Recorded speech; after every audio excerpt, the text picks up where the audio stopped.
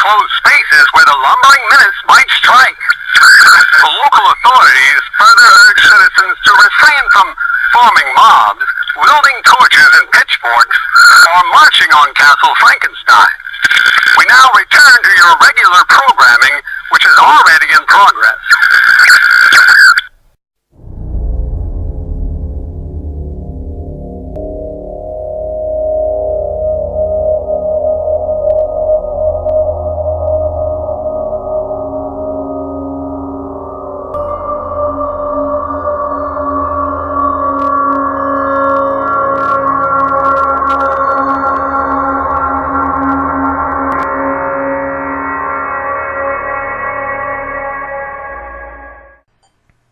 Hey everybody, Sandman here. Welcome to my new video podcast, News of the Strange. This video podcast will be kind of like a supplement to my Para-Reality Radio podcast, and for now, I'm going to air it on the opposite Fridays of Para-Reality Radio. So you can hear Para-Reality Radio on the first and third Fridays of every month, and you can watch News of the Strange on the second and fourth Fridays. This way you can get your weekly fix of your favorite paranormal podcast, Para-Reality Radio. So if you're a longtime fan of the show, you'll be familiar with what News of the Strange is. But if you're relatively new, or if you've only been listening for, I don't know, maybe 2 or 3 years, News of the Strange is going to be something that's new to you. So I'm going to fill you in on what it is.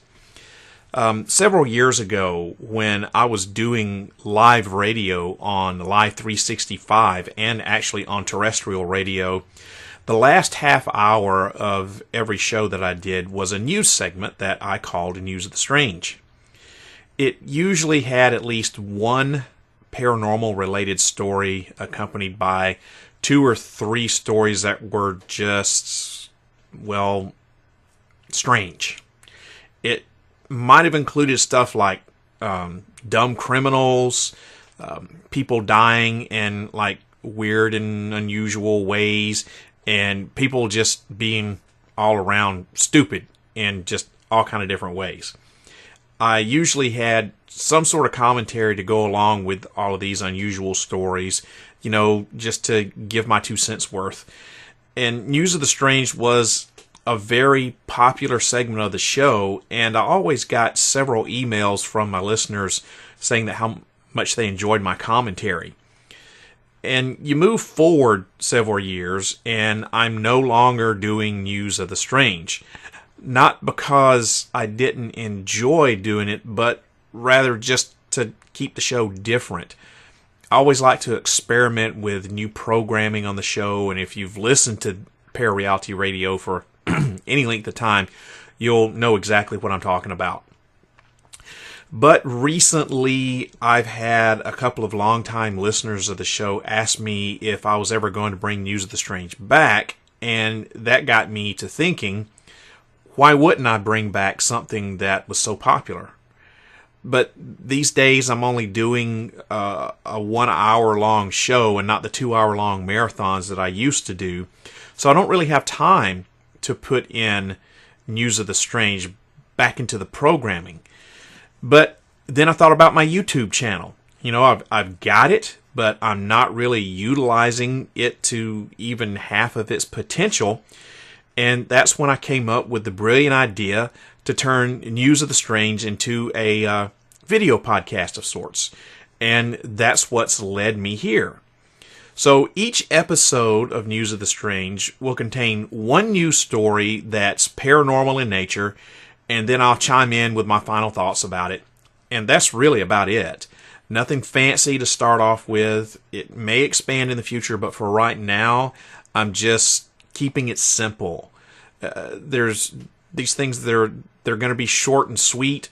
Some may last 5 minutes or so, but I think that most are going to be around the 10-minute mark. So now that I've explained everything about what News of the Strange is, let's get on with the very first News of the Strange video podcast.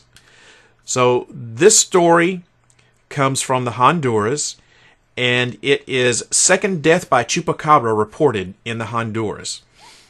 Well, is it time for the mainstream media to start taking the Chupacabra seriously? Well, there's a Honduran newspaper called La Gran Epocha, or the Epoch Times, that certainly thinks so, and so do other major news outlets in the Honduras, where the second mysterious death in a month is being blamed on the infamous goat sucker, aka Chupacabra. And this thing looks like it may be acquiring a taste for human blood. Is this some sort of as-yet-to-be-identified cryptid? Is it aliens? Could it be that some sort of serial killer is loose in the Honduras and he's using the legend of the Chupacabra to cleverly disguise his crimes? Or is it something else entirely? Well, one of the residents of the Honduras, a man by the name of Jose Martinez, he lives in Yamagurila. It's a large city in southwestern area of the Honduras. He gives an account about the death of a person whose name is only known as Giovanni. Giovanni's body was found well off of one of the beaten paths in a place that would have been pretty difficult for him to get to normally. And Jose says, and I quote, "The boy went to a dance party in the municipality of Yamagurila and then left at midnight for his village, but he did not arrive home, and they went looking for him, and they found him after 3 days on a mountain that is a bit removed from the place." So in other words, he was found somewhere where he had no business being and probably couldn't even really get to easily. There's another resident who described the scene and what searchers found there, and what they suspected was the cause of Giovanni's death. He says, "The strange thing is that it was in a hollow that no one could enter, and we do not know how it could have gotten there. And there was no trace, and we thought that some wild animal took it. And the other thing is that he was as pale as the chupacabras had taken his blood." So it looks like the body of Giovanni was not only someplace where it was really difficult to get and probably somewhere where it shouldn't be, but also it appears that he was drained completely of blood, aka Chupacabra style. Now, it doesn't say whether he had any puncture wounds in his neck or anywhere else in his body, so that remains to be seen. La Gran Epocha interviewed Elazar Romero, who is a local veterinarian who was initially called in to investigate a number of mysterious cattle and livestock deaths in the area. And he agrees that whatever's going on defies any medical explanation. He says that the attacker kills several animals at the same time, but doesn't eat them. He only makes perfect cuts of his prey, and he goes on to say that he knows that tests were done on these animals in the United States, and that they were admired for the precise way they have the cuts. Now, of course, he's referring to the mysterious animal mutilations reported in the U.S. And when asked if another animal could have caused these blood-removing deaths, like something like a bat or something like that, he said that the most that a bat can suck is 10 cc's or a milliliter of blood, and the animal is bleeding, and in this case, it does not bleed. Besides, the cattle is without tongue and with a perfect cut, and we think that it is a supernatural being. So, why does the local community think that a chupacabra is responsible for the death of Giovanni? Well, besides the lack of blood, there's another similar strange death that occurred just a month ago in the Honduras, where a man was found allegedly drained of blood near a strange hole that locals believe was made by a chupacabra. Now, these two human deaths might not have received as much attention if it weren't for all of the similar livestock deaths that were taking place in the area. As the veterinarian Romero pointed out, the case is quite mysterious because it's not known if it's an animal or who it is, because it does not leave traces when it attacks animals such as sheep, goats, and cattle. The impact of this is that these animals are well cared for, guarded in pens, and if this problem occurs in mountains or open hills, we would think otherwise. So, what's killing the people and the cattle in the Honduras? What's removing their blood and leaving none spilled on the ground? A veterinarian thinks that it's a supernatural being. Skeptics think that it's an animal. Midwestern farmers in the U.S. blame aliens. Whatever it is, or whoever it is, the Honduras certainly want answers, and so do the cows. So, this thing, in this report, there's nothing that says there was puncture marks in the body. There's no description of what the body looked like besides that it was pale and that it was found in an area that was very difficult to get to, that he probably shouldn't have been there. And if it was at night when the man left, then if he got up there, was he lost? Was there alcohol involved? All of these things that we really don't know. So if he wasn't found until after 3 days, his body should not have been necessarily pale if there was blood in it. He should have had lividity. And if you don't know what lividity is the pooling of the blood. It's going to go towards gravity. So if he was laying, for instance, on his back, all the blood would pool to the back, and his whole backside would look like a big, huge bruise, purple and bluish.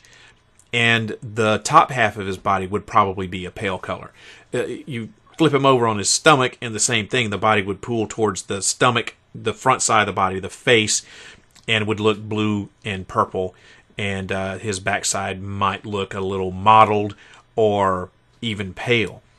But they really didn't describe the body. They didn't describe how they thought the blood was drained. They didn't say if there were any holes in it. So, is this a chupacabra?